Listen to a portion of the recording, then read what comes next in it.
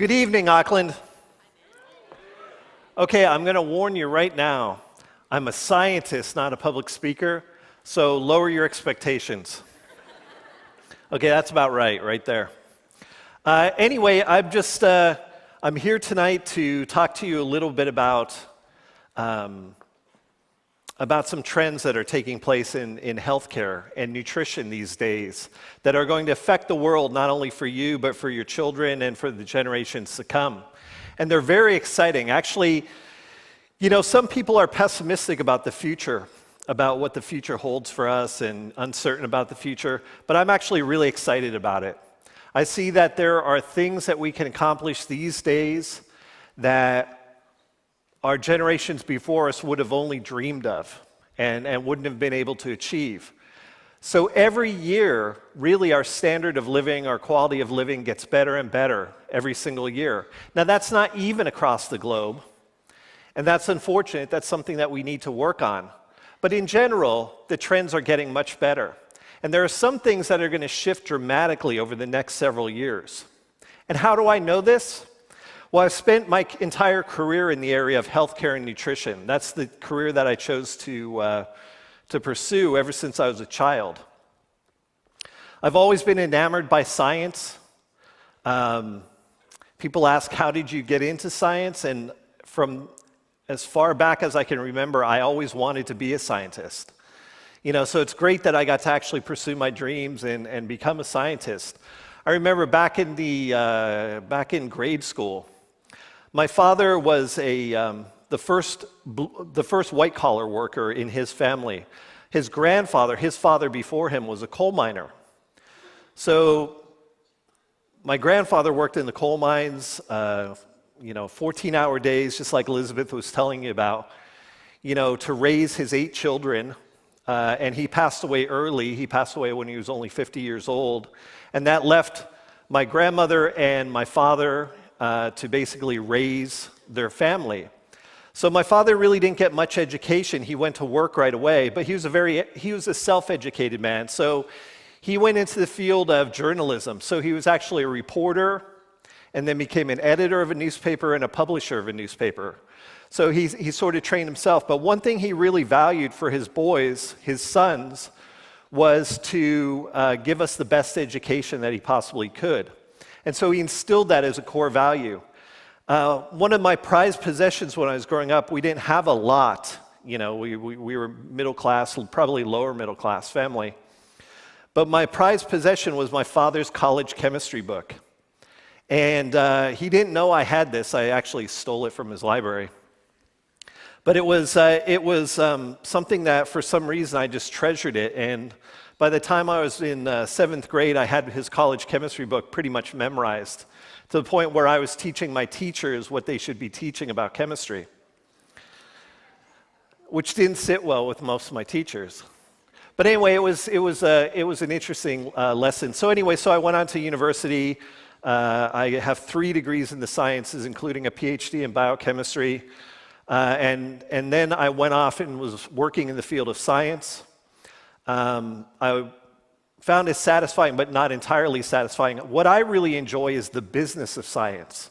So taking technologies from the laboratory and transforming them into things that can help people in their lives. So I'm what you call an applied scientist. So I've had the privilege of, in addition to having a PhD in biochemistry, I've also had the privilege of studying at some of the best business schools in the world. I've had the privilege of studying business at MIT, at Harvard, at Wharton, at the London Business School, University of Chicago, and then most recently, I studied at the University of Hong Kong Institute of Science and Technology. And the reason I did this, why I keep continuing my education, is because the world is changing. We're always learning new things. And so really to stay on top of the game and to lead the healthcare revolution, and USANA is definitely a leader in the healthcare revolution, you really have to stay on top of current events, on top of the current science. So what I want to share with you tonight, and this is not promoting any products in particular, but I want to share with you what I see are the 5 major trends for health and wellness that are going to be coming over the next decades. And I'll tell you, there's a lot of things that are questionable, but these 5 are definite to the point where I call them bankable. So if you're looking at investing in something in the future that is going to be an up-and-coming trend, like the internet was and like a lot of other things were, these are 5 trends that will be definite in the future. Number 1 is the way we use food is going to be very different. We've kind of gone over the last several generations, we've gone from very natural food to what's known as convenience food, a lot of takeaway food, easy preparation food. But what we've done is we've sacrificed nutrition along the way. So to make those convenience foods, to make these foods that stay good on the market shelf for a long period of time, a lot of times they strip the nutrition out of it, because that's what causes spoilage and causes the product not to sit for a while. So by doing that, what they've done is inadvertently created food that's really not good. I mean, it will fill you up, it gives you calories, but it's totally lacking in the nutrition that your body needs. We seem to have peaked out on that, at least in most of the developed world, so in places like New Zealand, Australia, the United States, Canada, and Europe. The more advanced societies, you actually see that trend is reversing, where people are now going back to healthier foods. They're realizing they don't need large quantities of takeaway burgers every single meal. A small amount of very nutritious food will actually do the work of a very large meal. So you're going to see the trend changing more towards natural food and towards smaller quantities of food. Because really, if food has proper nutrition, it doesn't take a lot of calories to keep you alive. Myself, I eat 1 meal a day. In the morning, I'll have a smoothie, a probiotic smoothie in the morning. For lunch, I'll have a nutritious meal replacement shake. And then at dinner, I have a regular dinner, which is, meat and vegetables and some sort of a carbohydrate. So it really doesn't take a lot of calories, and I'm a very active person. I'm very athletic and such. So really, for most people, we're still eating like we did back in the day when we were laborers and working out in the field, and we don't need that many calories. So that's going to change. Another thing that you're going to see changing very quickly is the way we deliver health care. Most countries are on the verge of bankruptcy because of their healthcare systems. Different countries have public healthcare systems or privately funded healthcare systems. Our United States, where I live, is a privately funded healthcare, so there's not a lot of government insurance covering it. But still, even the government insurance that's covering it is almost pushing the country to bankruptcy. And I've heard that in places like Canada, Australia, they're facing the same type of situation. Certainly in Europe, that's the case. And it's not that the government doesn't want to pay for it, it's just that they're not going to have the ability to pay for it anymore. And we've been waiting for this change for a long time. When are things going to finally change? But I think you're seeing all over the world right now that change happens very quickly. Like people get fed up to a certain point, and then all of a sudden you'll see a lot of change all at once, almost like a revolution. And there's been a lot of that going on this year. You've seen that, the whole Britain exit vote from the EU, that happened. What happened during the presidential election in my country caught everybody by surprise. But that just tells you how fed up certain people are, and it causes a lot of big changes. So anyway, you're going to see healthcare changing dramatically. We've been waiting for it for a long time, but it's going to change dramatically over the next several years. Another major thing you're going to see is a focus on prevention. Western medicine, which is practiced in all the Western countries, so that would include New Zealand. Western medicine is based on basically treating people when they're sick. So you kind of wait around and hang around until they're sick, and then they present at hospital or at the doctor, and they get treated, usually with medications to treat their symptoms or whatever's ailing them. And that approach is not a good approach, okay? Because it's basically trying to fix something once it's already broken and manifesting itself. A much better approach is prevention. If you look at Eastern medicine, such as practice in China and Asia, is actually based on a very preventative approach, where it's actually the physician's job to keep you healthy.